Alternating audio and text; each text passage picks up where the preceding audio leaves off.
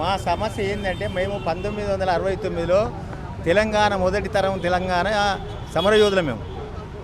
Actually Telangana separate Telangana కోసానికి అప్పుడు ఆంధ్రలో నుండి కల్చర్ ఉండి మన తెలంగాణలో దోసుక తిన్నారు కాబట్టి ఏంటంటే అప్పుడు నిధులు నియామకాలు అనేది ఇప్పుడు కాదు, అది 1969 నిధులు ఈ నియామకాలు ఇవన్నీ చెప్పి మేము అప్పుడు పోరాటం చేయడం జరిగింది.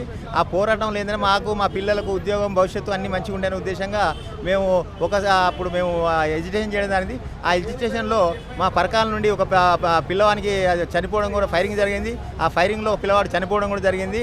దాని తర్వాత ఉధృతంగా అయింది. అప్పుడు ఎడ్యుకేషన్ బాగా ఉధృతమైంది. ఆ ఉధృతంలో మమ్మల్ని జైల్లో నిర్బంధించి నానా హింసలు పెట్టి దెబ్బలు కొట్టి ఓరి కాళ్ళు కాదంతా నానా హింసలు పెట్టి జైల్లో పోవడం జరిగింది. దాన్ని దృష్టిలో పెట్టుకొని మొన్న ఈ కాంగ్రెస్ గవర్నమెంట్ వచ్చిన తర్వాత మాకు చిన్న ఆశ ఏంటంటే మొన్న అదేంటి అది ఇచ్చిన ఫామ్ అభయాస్తం అనేది ఇచ్చి ఏంటంటే అందులో 251 మీరు పనిచేసిన వాళ్ళకు 250 గదాలు ఇస్తామని అన్నారు.